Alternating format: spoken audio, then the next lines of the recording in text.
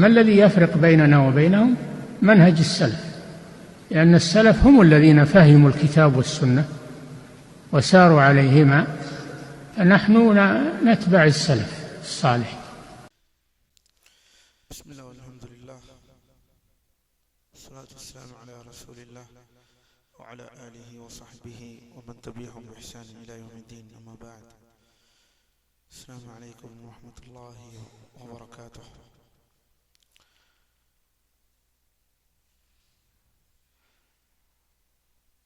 الحمد لله.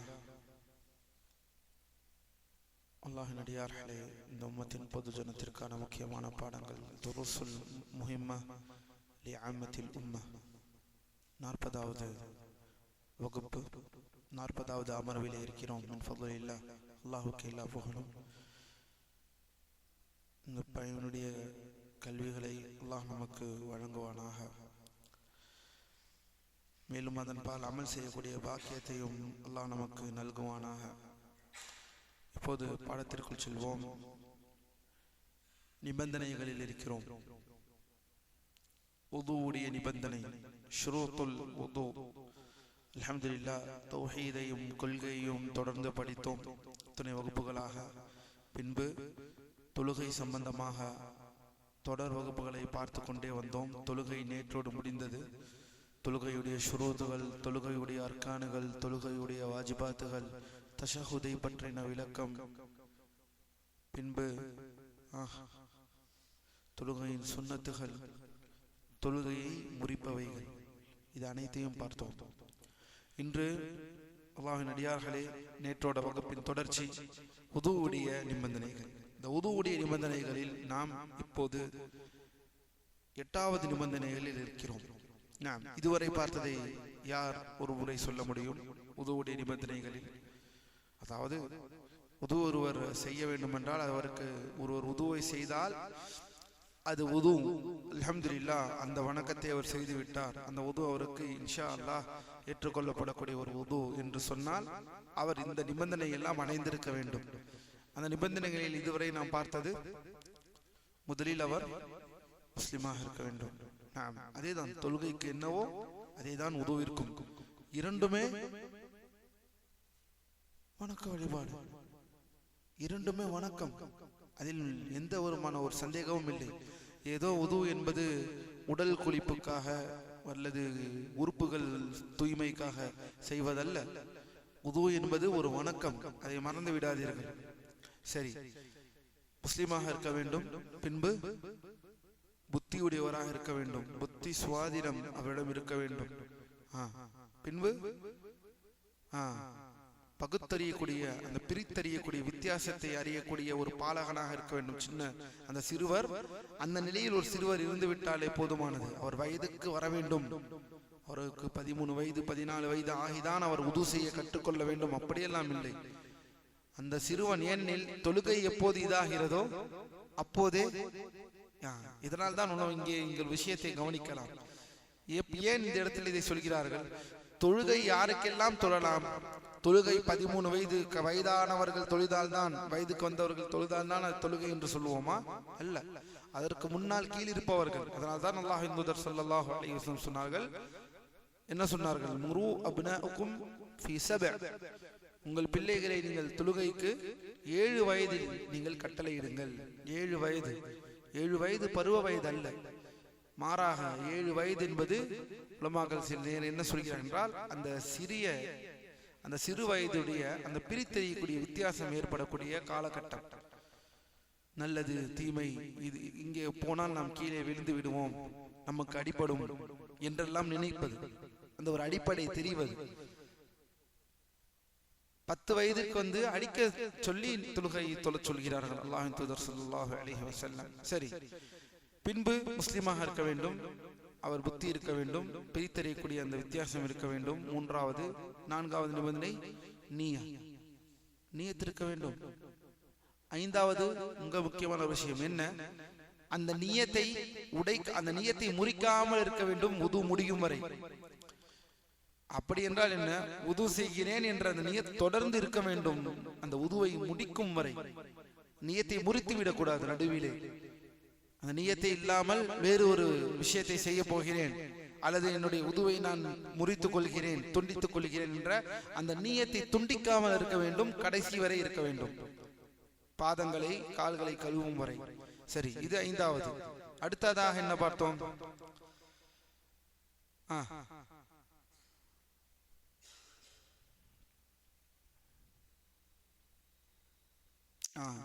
மிக முக்கியமானது, உதுவை செய்யும் பொழுது, உதுவை செய்து கொண்டிருக்க மறுபடியும் அந்த உதுவை செய்து கொண்டிருக்க உதுவை முறிக்கக்கூடிய அல்லது உதுவை வாஜிபாகக்கூடிய விஷயங்கள் எதுவும் ஏற்படாமல் இருக்க வேண்டும்.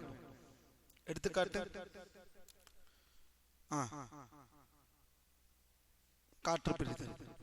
உது செய்து கொண்டிருக்கிறார், உது செய்ய போகிறார், காற்று பிரிந்து விடுகிறது. இப்போது அவர் உது நிபந்தனையில் அந்த அவருடைய உது என்ன ஆகிறது? முறிந்து விடுகிறது. மறுபடியும் அவர் உதுவை தொடர வேண்டும், ஆரம்பத்திலிருந்து தொடர வேண்டும். மிக முக்கியமான விஷயம் பார்த்தோம் என்றால் எப்போது வரும் இது? அந்த குனியும் பொழுதெல்லாம் சில நேரம் சில பேருக்கு காற்று பிரியும். அவ்வாறு காற்று பிரியும் பொழுது அவர் அந்த உதுவில் பாதியை விட்டு விட்டு மறுபடியும் ஒரு உதுவை என்ன செய்ய வேண்டும்? தொடர வேண்டும். இது அடிக்கடி நமக்குள்ளே நடக்கக்கூடிய ஒரு விஷயம். அல்லாஹ்வின் அடியார்களே, ஏதோ உது செய்து கொண்டே இருந்தால், உது செய்து கொண்டிருக்கக்கூடிய அந்த நேரத்தில் காற்று பிரிந்தால், மற்றது ஏதாவது வெளியேறிவிட்டால் அந்த உது அதை பார்த்துக் கொள்ளும் அல்ல. முதல் 2 உறுப்புகளை கழுவி விட்டீர்கள், 3வது உறுப்பை கழுவும் பொழுது, 3வது நிலையில் இருக்கும் பொழுது காற்று பிரிந்து விட்டது என்றால் அந்த உது அங்கே செல்லாபடி ஆகிறது. மறுபடியும் அந்த உதுவை முதலில் இருந்து தொடர வேண்டும் என்பதை மறந்து விடாதீர்கள். அதே போல வேற என்னெல்லாம் சொன்னோம்? காற்று பிரியும் அல்லது இச்சை நீர், மதி, இச்சை நீர் வெளியேறி இருக்கும். இச்சை நீர் வெளியேறினால் அது உதுவை முறிக்கும், உதுவை கடமையாக்கும். அதையும் நாம் பார்த்துக் கொள்ள வேண்டும். சரி, அடுத்ததாக வேறு என்ன பார்த்தோம்? 6 மற்றும் 7 இஸ்திஞ்சா மற்றும் இஸ்திஜ்மார். இஸ்திஞ்சா மற்றும் இஸ்திஜ்மார் செய்வது என்ன? உறுப்புகளை கழுவ நாம் உதுவினுடைய உறுப்புகள் என்னென்ன? உதுவின் உறுப்புகள் முகம், கை, கால். முகம், தலை, கை, கால், இதுதான் உதுவுடைய உறுப்புகள். இப்படி உதவுடைய உறுப்புகள் இது இருக்க மலம் ஜலம் எந்த உறுப்புகளில் கழிக்கிறோம்? முந்துவாரத்திலிருந்தும் பிந்துவாரத்திலிருந்தும் கழிக்கிறோம். அப்படி என்றால் எப்போதெல்லாம் நீங்கள் உது செய்ய இருக்கிறீர்களோ அதற்கு முன்னால் மலம் ஜலம் கழித்தீர்கள் என்றில் அதை சரியான முறையில் சுத்தம் செய்திருக்க வேண்டும். ஒன்று இஸ்திஜ்மார் அல்லது இஸ்திஞ்சா, ஒன்று தண்ணீரை கொண்டு அல்லது கற்களை கொண்டு சுத்தம் செய்துவிட்ட பிறகுதான் உதுவையே செய்ய முடியும். மலம் ஜலம் கழித்ததற்கு உது எனக்கு போதுமானது நினைத்துக் கொள்வீர்களா? அல்ல. சிறுநீர் கழிக்கிறீர்கள், சிறுநீர் கழித்தால் சிறுநீருக்கு என்ற ஒரு தூய்மை இருக்கிறது, அந்த தூய்மை உதுவில் இல்லை. அந்த தூய்மை தனி தூய்மை, அதுதான் இஸ்திஞ்சா. மலம் கழிக்கிறீர்கள், அதற்கு தூய்மை தனியாக உது ஏற்படுத்தி விடுமா? உது சரிப்படுத்தி விடுமா? அல்ல. அப்படி என்றால் உது செய்வதற்கு முன்னால் இந்த 2 விஷயம் சரியாக இருக்கிறதா என்று நாம் பார்க்க வேண்டும். அதாவது இஸ்திஞ்சா மற்றும் இஸ்திஜ்மார், தண்ணீராலோ அல்லது கற்களாலோ. நாம் மேலும் சொன்னோம், கற்களால் கழுவுவது என்பது அல்லாஹ்வின் அடியார்களே கற்கள் மட்டுமல்ல, கற்கள் அல்லாத வேறு எந்த பொருள்களாக இருந்தாலும் நாம் அதை பயன்படுத்திக் கொள்ளலாம். ஆனால் ஒரு நிபந்தனை. என்ன நிபந்தனை? முதலில் உணவுப் பொருள்களாக இருக்கக்கூடாது, எலும்புகளாக இருக்கக்கூடாது, சாணமாக இருக்கக்கூடாது. மேலும் மனிதன் சக முஸ்லிம்கள் கண்ணியப்படுத்தப்படக்கூடிய ஒரு பொருளாக, அதாவது கண்ணியப்படுத்தப்படும் பொதுவாக அனைவரிடம் யாராவது பார்த்தால் இதை வச்சு என்ன துடைக்கிறீங்க, இதை வச்சு என்ன யூஸ் பண்றீங்க, இதை எடுத்துக்கிட்டு என்ன எங்க போறீங்க கழுவுறதுக்கு, துடைக்கிறதுக்கு என்ற அந்த கேள்வி வராமல் இருப்பது. அப்படிப்பட்ட பொருள்கள் இல்லாமல் இருக்கும் பட்சத்தில் எந்த விஷயமாக இருந்தாலும் கொண்டு நம்மால் இஸ்திஜ்மார் செய்யலாம். அதற்கு ஒரு மிக முக்கியமான இன்றைய காலத்தில் இருக்கக்கூடிய எடுத்துக்காட்டு என்ன? Tissue paper.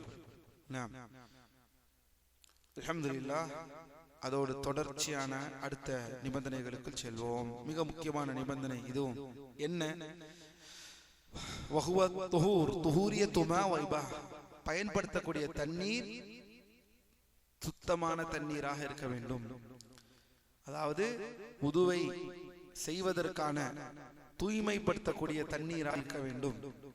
மற்றும் இன்னொரு விஷயத்தை சொல்கிறார்கள் ஷேக் இப்னு பாஸ் ரஹிமஹுல்லாஹ், அந்த தண்ணி ஹலாலான தண்ணியாக இருக்க வேண்டும், பயன்படுத்துவதற்கு அனுமதிக்கப்பட்ட தண்ணியாக இருக்க வேண்டும். என்ன, அதை பார்ப்போம். அதாவது துஹூர் என்று சொன்னால், தண்ணீர் துஹூராக இருக்க வேண்டும் என்று சொன்னால், அல்லாஹ்வின் அடியார்களே, தண்ணீர் தூய்மையாகவும் இருக்க வேண்டும், மேலும் அந்த தண்ணீர் தூய்மைக்கு பயன்படுத்த, அதாவது மற்றதை தூய்மைப்படுத்துவதற்கு பயன்படுத்துவதற்கு ஏகுவான தண்ணியாகவும் இருக்க வேண்டும், அதாவது சுத்தமான தண்ணீராக இருக்க வேண்டும். இப்போது அது போதுமானது.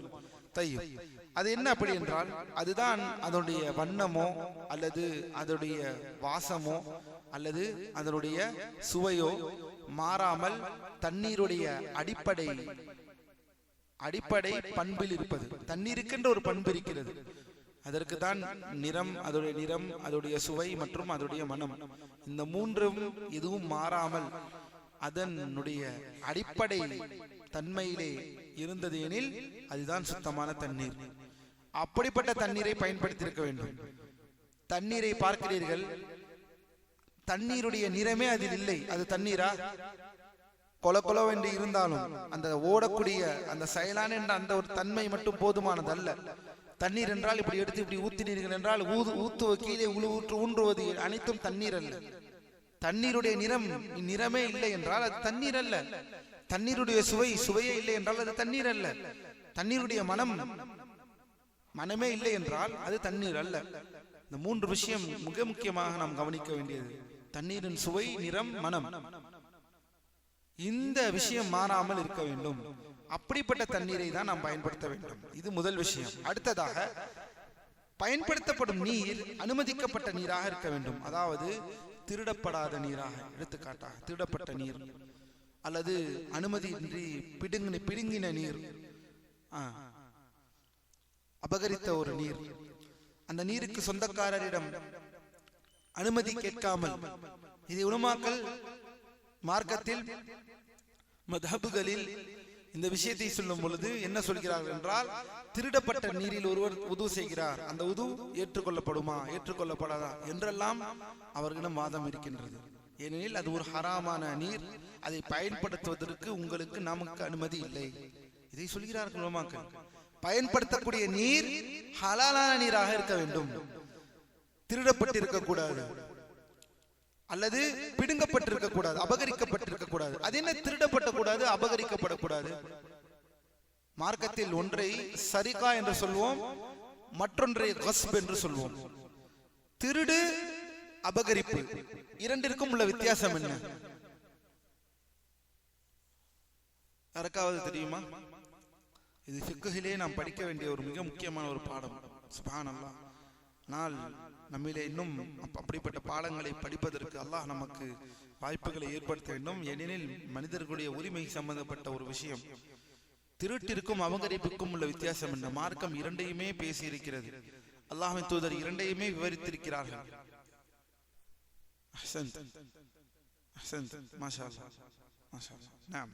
சரியான பதில். திருட்டிற்கும் அபகரிப்புக்கும் உள்ள வித்தியாசம். திருட்டு என்பது அல்லாஹ்வின் அடியார்களே தெரியாமல் எடுப்பது,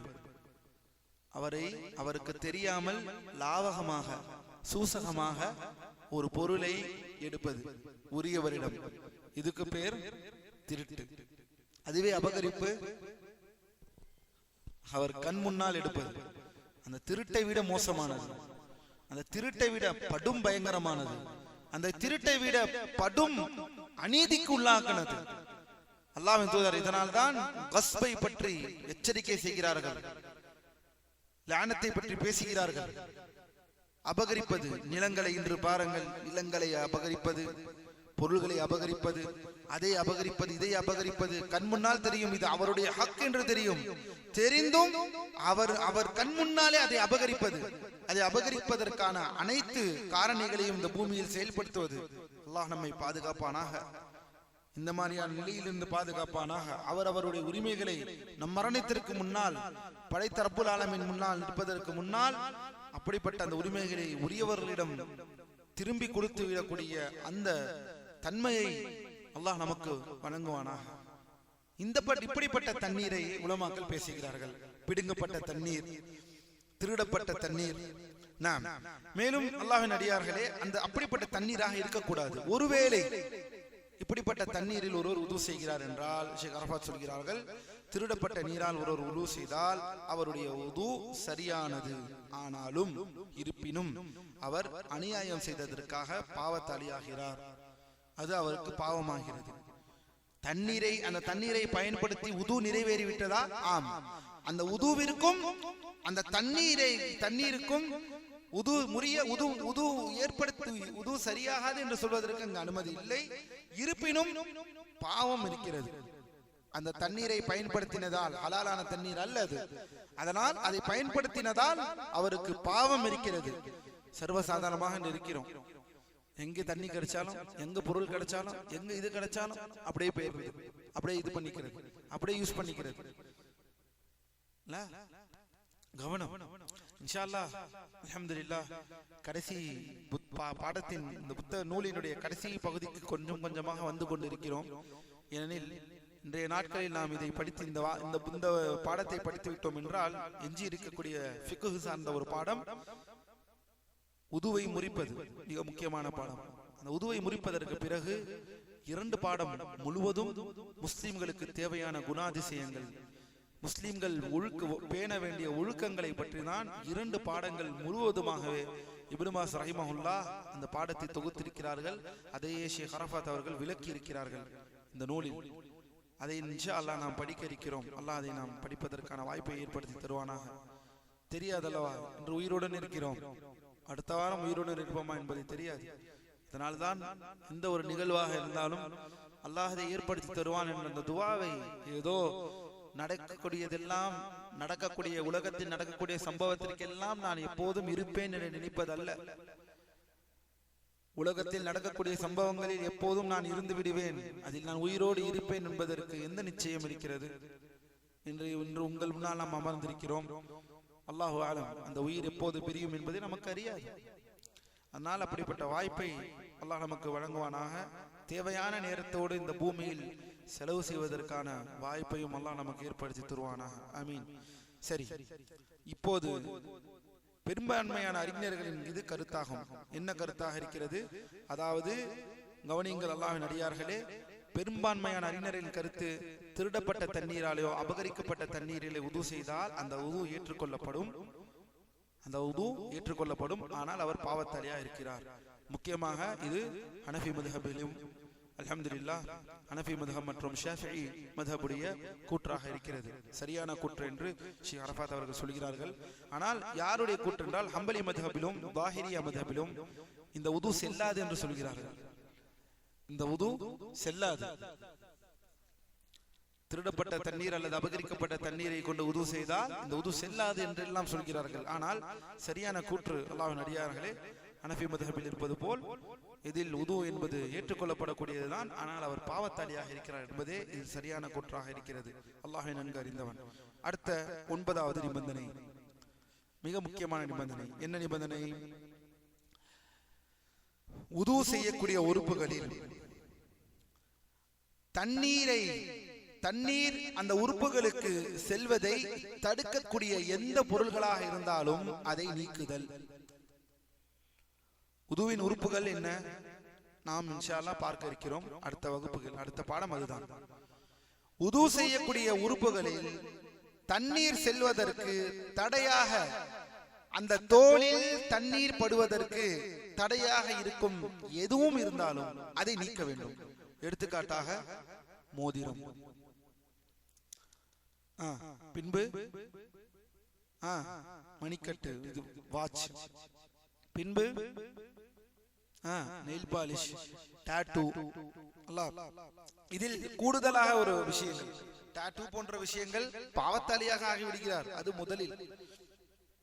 முதல் விஷயம். அதில் கூடுதலாக இன்னும் பெரிய பிரச்சனை என்னவென்றால் தண்ணீரை செல்ல விடாமல் ஆக்குவது. கவனம் அல்லாஹ்வின் அடியார். அதே போல கட்டியான விஷயங்கள், ரப்பரான விஷயங்கள், காலில் ஒட்டுவது, கையில் ஒட்டுவது, அல்லது இந்த பபுல்கம் போல இருக்கக்கூடிய விஷயங்கள் நம் காலில் சில நேரம் பட்டு இருக்கும். தண்ணீர் முழுவதும் சென்றிருக்க வேண்டும். உதுவுடைய மிக முக்கியமான விஷயம், தண்ணீர் உறுப்புகளில் அந்த தோலில் பட்டு இருக்க வேண்டும். அப்படி படுவதற்கு தடுக்கக்கூடிய பொருட்கள் எதுவாக இருப்பினும் அதை நாம் அகற்றிருக்க வேண்டும். இது அடிப்படை. அல்லாஹ்வின் அடியார்களே, தண்ணீர் பஷரை, அதாவது தோலை அடைவதற்கு தடுக்கும் தடைகளை உதாரணமாக உலமாக்கள் சொல்கிறார்கள். மெழுகு அல்லது பெயிண்ட் அல்லது தடித்த நெயில் பாலிஷ், இப்படியெல்லாம் உலமாக்கள் இதை எடுத்துக்காட்டாக சொல்கிறார்கள். இதை அனைத்தையும் நீக்குவது கட்டாயமாக இருக்கிறது. அடுத்து மிக முக்கியமான நிபந்தனை, இது மிக முக்கியமான நிபந்தனை, தொடர் அசுத்தம் உள்ளவர்கள். இது ஒரு பிரச்சனைக்குரியது. யாருக்கெல்லாம் நோய்வாயில் இருக்கிறார்களோ அவர்கள் சார்ந்த ஒரு மிக முக்கியமான ஒரு விஷயத்தை பற்றி நாம் பேச இருக்கிறோம். தொடர் அசுத்தத்தில் உள்ளவர்களுக்குரிய நிபந்தனை. அது என்ன தொடர் அசுத்தம்? இவர்கள் ஒரு குறிப்பிட்ட நோயினால் அவதிப்படக்கூடியவர்கள். இவர்களுக்கு என்ன பிரத்யேகமான நிபந்தனையை பற்றி படிக்க இருக்கிறோம். என்ன தொடர் விஷயத்தில்? எடுத்துக்காட்டாக சலசுல் பவுல், இந்த சிறுநீர் அடங்காது தொடர்ந்து வந்து கொண்டிருக்கக்கூடியவர்கள். இவர்களின் நிலை என்ன? சலசுல் பவுல் கேள்விப்பட்டிருப்போம். இது பல பேருக்கு இருக்கக்கூடிய ஒரு பிரச்சனை. சிறுநீர் தொடர்ந்து வந்து கொண்டிருக்கும். உது செய்தாலும் சரி, தொழுகைக்கு முன்னாலும் சரி, பின்னாலும் சரி, அந்த தொடர்ந்து சிறுநீர் வரக்கூடிய ஒரு நிலை அவரிடம் இருக்கும். என்ன செய்வது? சரி, மற்றொன்று விஷயம் இருக்கிறது. இது பல பேருக்கு நம்மிலே இந்த விஷயம் தெரிந்திருக்கா என்பது கூட நமக்கு தெரியவில்லை. இஸ்திஹாதாவில் முஸ்தஹாதா என்று ஒன்று சொல்வோம். பெண்கள் மாதவிடாய் அல்ல, பெண்களிடம் உதிரிப்போக்கு ஏற்படுவது. ஆனால் இந்த உதிரிப்போக்கு தொழுகையை தடை செய்யாது. இந்த உதிரிப்போக்கு, இந்த ரத்தம் வெளியேறுதல் தொழுகையை தடை செய்யாது. அவர்கள் தொழுக வேண்டும். தெரியுமா நமக்கு? ரத்தம் வந்துவிட்டாலே அவர்களுக்கு தொழுகை இல்லை என்று நாம் நினைத்துக் கொள்கிறோம். ஆனால் அல்லாஹ்வின் அடியார்களே, சில பெண்களுக்கு எப்போதும் வரக்கூடிய அந்த ஹைதுடைய காலம், அந்த மாதவிடாய் காலம் முடிந்ததற்கு பிறகு கூடுதலாக இரத்தப்போக்கு அவர்களுக்கு ஏற்படும். இதை முஸ்தஹாதா என்ற ஒரு சட்டத்தில் வைத்திருக்கிறோம். மார்க்கம் இதை, அல்லாஹ்வின் தூதர் ஸல்லல்லாஹு அலைஹி வஸல்லம் அவர்கள் இதை ஒரு தனிப்பட்ட ஆதில் என்ற ஒரு தனிப்பட்ட ஒரு நரம்பிலிருந்து வெளியேறக்கூடிய ரத்தம். இது பொதுவாக கருப்பையிலிருந்து வரக்கூடிய ரத்தம் அல்ல. கருப்பையிலிருந்து வரக்கூடிய ரத்தம் என்றால் அது ஹைதுடைய ரத்தம். அந்த ரத்தம் வெளியேறினால் தொழ முடியாது. அவர்களுக்கு தொழுகை கடமை அல்ல. ஆனால் அந்த ஆதில் என்று சொல்லப்படக்கூடிய அந்த நரம்பிலிருந்து வெளிவரக்கூடிய ரத்தம் தான் இந்த முஸ்தஹாதா, இந்த சட்டம். இது எப்போது வரும்? ஹைது எப்போது நின்றதோ அவர்களுக்கு, நின்றதற்கு பிறகும் இந்த ரத்தம் வரும். இதை எவ்வாறு கண்டுபிடிப்பது? இதை கண்டுபிடிப்பதற்கு பல வழிகளை உலமாக்கள் சொல்கிறார்கள். அனுபவம் ரீதியாகவும், பொதுவாக காலமாக இதை அனுபவ ரீதியாகவும் அடையாள ரீதியாகவும் கண்டுபிடித்திருக்கிறார்கள். பொதுவாக என்னவென்றால், அவர்களுக்கு ஹைத் என்பது பொதுவாக 7 நாட்கள், 7 to 13 அல்லது 14 நாட்கள் தான் பொதுவாக ஒருவருக்கு ஹைத் இருக்கும். அதுவும் பொதுவாக பார்த்தால் 7 to 8 நாட்கள், ஒரு வாரம், 4 ஒரு பங்கு. இதை தாண்டி சில பேருக்கு ஹைதாகவும் இருக்கலாம். ஆனால் சில பேருக்கு ஹைதை முடிந்ததற்கு பிறகு, மாதவிடாய் முடிந்ததற்கு பிறகு உபரியான உதிரிப்போக்குகள் ஏற்படும். இந்த உதிரிப்போக்கை பற்றி தான் பேசிக் கொண்டிருக்கிறோம். இதற்கான விஷயங்களை உலமாக்கள் சொல்லும் பொழுது என்ன சொல்கிறார்கள் என்றால், இதை எவ்வாறெல்லாம் நாம் கண்டுபிடித்துக் கொள்ளலாம் என்று நாம் எடுத்துக்கொண்டோம் என்றால், அல்லாஹ்வின் அடியார்களே, இந்த ரத்தம் மெல்லியதாக இருக்கும், அடர்த்தியாக இருக்காது. இது எந்த மாதிரியான ரத்தம் என்பதை கண்டுபிடித்துக் கொள்ள வேண்டும் என்றால், முஸ்தஹாதாவில் வரக்கூடிய ரத்தம் மெல்லிய ரத்தமாக இருக்கும், அடர்த்தியாக இருக்காது.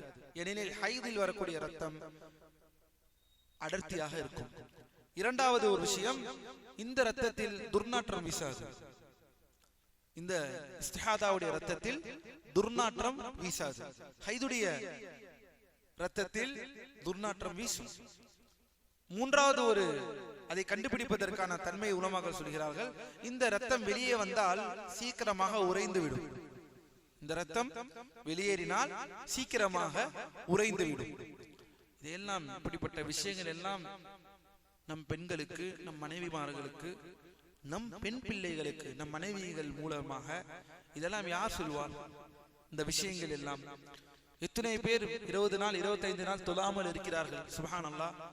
20 நாள் ஏனெனில் இரண்டையும் வேறுபடுத்தி பார்க்க முடியாத நிலை ஆகிறது.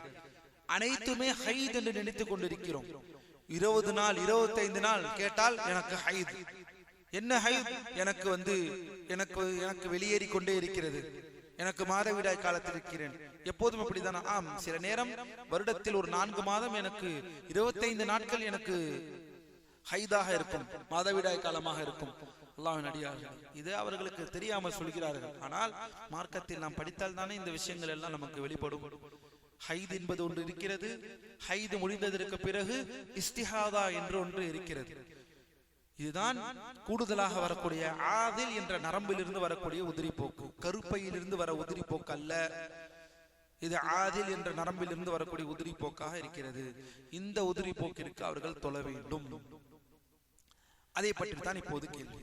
அல்லாஹ்வின் அடியார்களே, பாரக்கல்லாஹு ஃபீக்கும், இந்த விஷயத்தை தெரிந்து கொண்ட நாம் இப்போது இது சார்ந்த ஒரு நிபந்தனைக்கு செல்வோம். என்னவென்றால், இப்போது ஒருவர் தொடர்ந்து இந்த பிரச்சனையில் இருக்கிறார்கள். ஷேக் இப்னு பாஸ் ரஹிமஹுல்லாஹ் என்ன சொல்கிறார்கள் என்றால், யாருக்கெல்லாம் தொடர் சிறுநீர் அடங்காமை பிரச்சனை இருக்கிறதோ அவர்கள் என்ன செய்ய வேண்டும் என்றால், ஒவ்வொரு தொழுகை நேரம் வரும்பொழுதும் அவர்கள் உது செய்து விட வேண்டும் தொழுகைக்காக. இப்போது ஒருவருக்கு என்ன நினைத்தாலும் அவருக்கு சிறுநீர் சொட்டுகிறது. அப்படி சிறுநீர் சொட்டுகிறது என்றால் அவர் என்ன செய்து விட வேண்டும் என்றால், ஒவ்வொரு தொழுகைக்கும் தொழுகை நேரம் வந்துவிட்டவுடன் அவர் என்ன செய்து விட வேண்டும் என்றால், அவர் உது செய்து விட வேண்டும். 5 தொழுகை நேரத்திற்கும் மறுபடியும் அவர் உது செய்து விட வேண்டும், ஒவ்வொரு தொழுகைக்கும் என்று சொல்கிறார்கள். உது முறிகிறதோ உது முறியவில்லையோ, மற்ற உது முறியக்கூடிய காரியங்கள் வந்தாலும் வரவில்லை என்றாலும் அவருக்கு தொடர்ந்து அந்த விஷயம் இருப்பதினால், அதே போல முஸ்தஹாதாவும் இருக்கு, உதிரிப்போக்கு, கூடுதல் ரத்த உதிரிப்போக்கு இருப்பவர்களும் சரி, அவர்கள் தொடர்ந்து ஒவ்வொரு தொழுகைக்கும் அவர்கள் எப்படி இருந்தாலும் தொழ வேண்டுமா, அந்த வக்து வந்து விட்டால் அவர்கள் உது செய்துவிட்டு தொழ வேண்டும் என்று சொல்கிறார்கள். இதைதான் இப்னு பாஸ் ரஹிமஹுல்லாஹ் அவர்கள் இந்த நூலிலும் அவர்கள் பதிவு செய்கிறார்கள். ஆனால் இந்த இடத்தில் தான் ஷேக் அரஃபாத் ஹஃபிதஹுல்லாஹ் ஒரு முக்கியமான ஒரு விஷயத்தை இந்த இடத்திலே பதிவு செய்கிறார்கள். நூலாசிரியர் கருத்து பெரும்பான்மையான ஃபிக்ஹ் அறிஞர்களின் கருத்தாக உள்ளது. அசர் தொழுகைக்கு, எடுத்துக்காட்டாக அசர் தொழுகைக்கு உது செய்வதற்கு முன்பாக அசர் தொழுகை நேரம் நுழைய வேண்டும். இந்த பிரச்சனையில் இருப்பவர்கள் ஒரு தொழுகையை தொழ வேண்டும் என்றால் அவர் அந்த தொழுகைக்கான நேரம் வந்துவிட வேண்டும். வந்துவிட்டதற்கு பிறகு அவர் உது செய்ய வேண்டும். அதாவது ஒவ்வொரு தொழுகைக்கும் புதிய உது செய்வது கட்டாயமாகும். இந்த நிலைப்பாட்டிற்கு ஆதாரமாக உலமாக்கள் எதை சொல்கிறார்கள் என்றால், அதாவது ஒவ்வொரு தொழுகைக்கும் புதிய உது செய்தே ஆக வேண்டும். மற்ற உதுவை முறிக்கக்கூடிய காரியங்கள் வந்திருந்தாலும் சரி, வரவில்லை என்றாலும் சரி, ஏனெனில் அவருக்கு தொடர்ந்து போய்கொண்டே இருக்கிறது. சிறுநீரோ அல்லது ரத்தமோ தொடர்ந்து போவதினால் இந்த ஹதீஸையும் ஆதாரம் காட்டுகிறார்கள். என்ன ஹதீஸ் என்றால், அல்லாஹ்வின் அடியார்களே, உர்வா இப்னு ஸுபைர் ரஹிமஹுல்லாஹ் அவர்களின் கூற்றாக அதற்கு முன்னால் வருகிறது, அந்த நேரம் ஒருவரை ஒவ்வொரு தொழுகைக்கும் நீங்கள் உது செய்வீராக என்று அல்லாஹ்வின் தூதர் ஸல்லல்லாஹு அலைஹி வஸல்லம் அவர்கள் சொல்லக்கூடிய இந்த ஹதீஸ். ஆனால் இந்த ஹதீஸை, இந்த கூடுதல் கூற்றை பலஹீனம் என்று சொல்கிறார்கள் உலமாக்கள். நீங்கள் ஒவ்வொரு தொழுகைக்கும் உது செய்ய வேண்டும் என்ற கருத்து பலமான, அது அல்லாஹ்வின் தூதரின் கூற்றல்ல, மாறாக உர்வா இப்னு ஸுபைர் அவர்களின் கூற்றாக இருக்கிறது, ஒரு சஹாபியின் கூற்றாக இருக்கிறது என்று சொல்கிறார்கள். சரி, இதில் சரியான கருத்து என்ன சொல்கிறார்கள் என்றால், ஷேக் அரஃபாத், அல்லாஹ்வின் அடியார்களே, தொழுகை நேரம் நுழைவதற்கு முன்பே அவர்கள் உது செய்யலாம். மாறாக, உதாரணமாக ஒருவர் அசர் தொழுகைக்கு உது செய்து வேறு எந்த அசுத்தமும் ஏற்படாமல் மகரிப் நேரம் வரும் வரை அவரிடம் அதே உது இருந்தால் அவர் மீண்டும் உது செய்ய தேவையில்லை. சிறுநீர் வெளியேறினாலும் சரி, தொடர்ந்து சிறுநீர் அவருக்கு தொடர்ந்து வெளியேறினாலும் அவருக்கிடம் அந்த நோய் இருக்கிறது. சிறுநீர் அல்லாது வேறு உது முடியக்கூடிய காரியங்கள், எடுத்துக்காட்டாக காற்று பிரிக்கிறது, அவர் இப்போது உது செய்ய வேண்டும், அதில் எந்த சந்தேகமும் இல்லை. அல்லது இச்சை நீர் வெளியேறிவிட்டது, எந்த சந்தேகமும் இல்லை, அவர் உது செய்ய வேண்டும், அதில் எந்த மாற்று கருத்தும் இல்லை. ஆனால் வெறுமன அவரிடம் இருக்கக்கூடிய பிரச்சனை ஒன்றே காரணம், அதற்காகவே அவர் மறுபடியும் உது செய்ய வேண்டும் என்றால் உது செய்ய வேண்டாம் என்றுதான் மாலிக் ரஹிமஹுல்லாஹ் மேலும் அந்த மதுஹபுடைய கூற்றாகும். அதுவே மார்க்கம் இலகுவை பேணுகிறது. நோயாளிகளுக்கு மார்க்கம் இலகுவை தருகிறது, நோய் உள்ளவர்களுக்கு மார்க்கம் இலகுவான அந்தஸ்தை ஏற்படுத்தி கொடுக்கிறது, அவர்களுக்கு கஷ்டத்தை ஏற்படுத்தவில்லை. இந்த மார்க்கம் இலகுவான மார்க்கம் என்ற மற்ற மார்க்கத்தின் அடிப்படை கோட்பாடுகளுக்கு இந்த கூற்றுதான் ஒத்து போகிறது. தொடர் சிறுநீர் வெளியேறக்கூடிய பிரச்சனை அல்லது உதிரி போக்கு ரத்தம் இஸ்திஹாதாவுடைய பிரச்சனை இருக்கக்கூடிய பெண்கள், இப்படிப்பட்ட இருக்கக்கூடியவர்களுக்கு வேறு ஏதாவது புது உது முறிக்கக்கூடிய விஷயங்கள் ஏற்பட்டால், காற்று பிரிதலோ அல்லது இச்சை நீர் வெளியேறுதலோ, அதற்காக அவர்கள் உது செய்தால் தான் உது செய்ய வேண்டுமே தவிர வெறுமன அவர்களிடம் இருக்கக்கூடிய நோய்க்காகவே ஒவ்வொரு தொழுகைக்காகவும் அது மட்டுமே காரணத்திற்காகவும் உது தொடர்ந்து செய்வதற்கு எந்த தேவையும் இல்லை என்று ஷேக் அரஃபாத் அவர்கள் இந்த இடத்திலே பதிவு செய்கிறார்கள். ஏனெனில் அவர்கள் நோயாளிகள், அவர்கள் தான் உது செய்து விட்டார்கள், அந்த உதுவில் தான் அவர்கள் இருக்கிறார்கள்.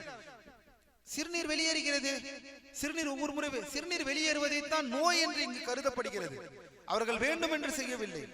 அப்படி இருக்கும் பட்சத்தில் எந்த காரணத்திற்கும் இல்லாமல், வேறு எந்த காரணம் இல்லாமல், காற்று பிடிதலுக்காகவோ அல்லது இச்சை நீர் வெளியேறுவதற்காகவோ இல்லாமல் வெறுமன அந்த நோயிற்காகவே அடுத்த தொழுகைக்காகவும் மறுபடியும் உது செய்ய வேண்டும், அசருக்கு மறுபடியும் மகரிபுக்கு உது செய்ய வேண்டும், மறுபடியும் இஷாவிற்கு உது செய்ய வேண்டும் என்ற இந்த கூற்றுக்கு ஆதாரம் இல்லை.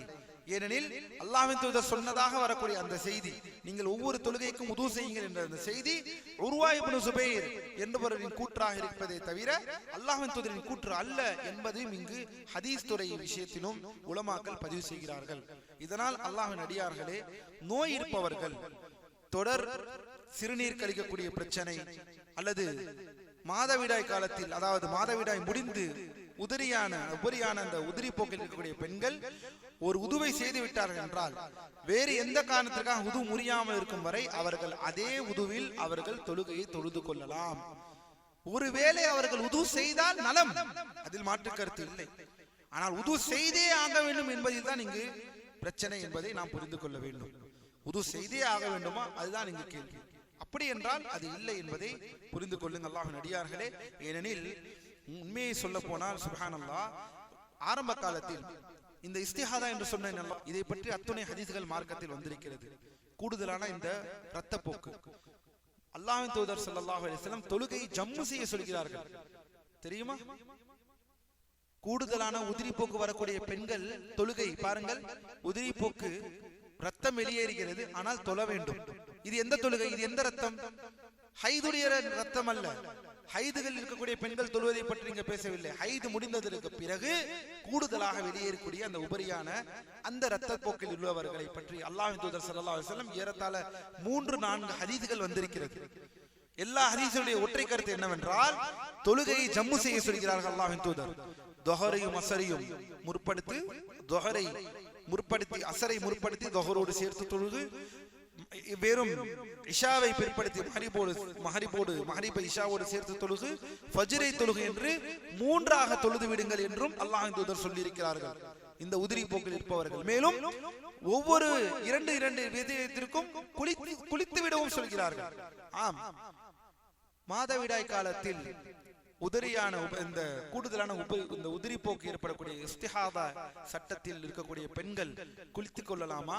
ஆம், குளிப்பது சுன்னத்தாகவும் இருக்கிறது, குளிப்பது முஸ்தஹப்பாக இருக்கிறது என்று உலமாக்கள் சொல்கிறார்கள்.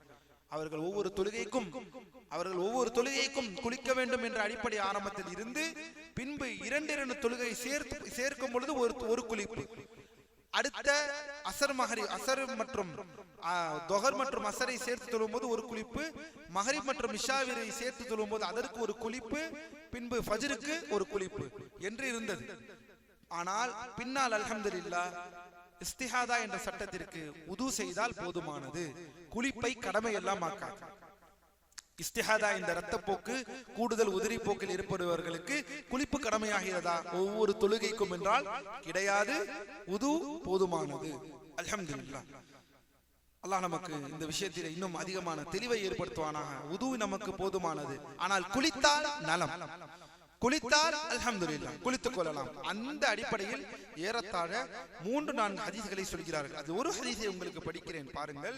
சஹலா பின்த் சுஹைல் அவர்களின் ஹதீஸ் ஆயிஷா ரலியல்லாஹு அன்ஹா வழியாக வருகிறது. சஹலா பின்த் சுஹைல் அவர்கள் நபி ஸல்லல்லாஹு அலைஹி வஸல்லம் அவர்களிடம் வந்து இது பற்றி கேட்டபோது ஆரம்பத்தில் ஒவ்வொரு தொழுகைக்கும் குளிக்குமாறு கட்டளையிட்டார்கள். அது அவருக்கு சிரமமானது. நபி ஸல்லல்லாஹு அலைஹி வஸல்லம் அவர்கள் துஹர் மற்றும் அஸரை ஒரு குளியலுடனும், மஹரிப் மற்றும் இஷாவை ஒரு குளியலுடனும், ஃபஜ்ர் மற்றும் ஃபஜ்ருக்கு ஒரு குளியலுடனும் இணைத்து தொழுமாறு கட்டளையிட்டார்கள். ஹதீஸ். ஆனால் சில பேருக்குரிய கூற்று என்னவென்றால், அப்படி என்றால் இந்த கூடுதல் உதிரி போக்கிற்காக நாம் குளிக்க வேண்டுமா என்றால், அல்லாஹ்வின் அடியார்களே, இந்த ஹதீஸ்கள் யாவும் குளிப்பதை கடமை என்று சொல்லவில்லை என்பதை புரிந்து கொள்ள வேண்டும். இது குளித்தால் நலம். அல்லாஹ்வின் தூதர் ஸல்லல்லாஹு அலைஹி வஸல்லம் அல் அஃதல் குளித்துக் கொள்ளலாம். ஆனால் உதுவே இதற்கு போதுமானது என்றால் உது இதற்கு போதுமானது. அல்ஹம்துலில்லாஹ், இந்த நிபந்தனையை சரியான முறையில் நாம் பார்த்திருக்கிறோம். ஏனெனில் இது சில நேரங்களில் புரியாமல் இருக்கும். நிறைய பேருக்கு இந்த இஸ்திஹாதா என்னவென்று தெரியவில்லை. அதுதான் இங்கு பிரச்சனை. இப்படி ஒரு விஷயம் இருக்கிறது, இது தொழுகை தடை செய்யாது, அவர்கள் தொழுகையை தொடர்ந்து தொழ வேண்டும். பெண்கள் இது மாதவிடாய் அல்ல என்பதை கூட புரிந்து கொள்ளக்கூடிய நிலையில் நாம் இங்கு இல்லை. இந்த விஷயத்தை எட்டி வைப்பது நம் மீது கடமையாக இருக்கிறது.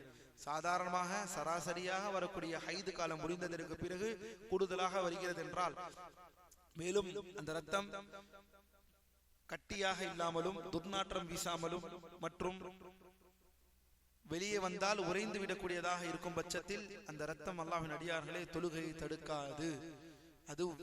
அது ஹைத் அல்ல, அது கூடுதலான ஒரு உதிரி போக்கு. அதற்கும் தொழுகைக்கும் எந்த ஒருமான ஒரு சம்பந்தமும் இல்லை என்பதை நாம் புரிந்து கொள்ள வேண்டும்.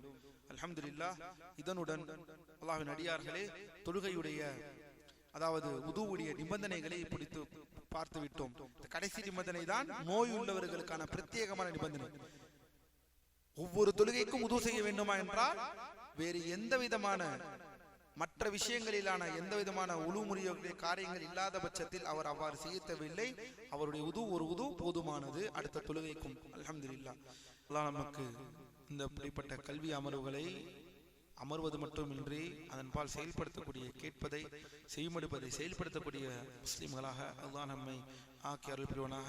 அக்கூலு கௌலி ஹாதா வஸ்ஸக்ஃபிருல்லாஹி லி வ லக்கும் சுப்ஹானக்கல்லாஹும்ம வ பிஹம்திக அஷ்ஹது அல்லா இலாஹா இல்லா அன்த அஸ்தக்ஃபிருக வ அத்தூபு இலைக். بيننا وبينكم السلف، بيننا وبينكم الكتب. كان أحمد يقول البدع بيننا وبينكم الجنائز.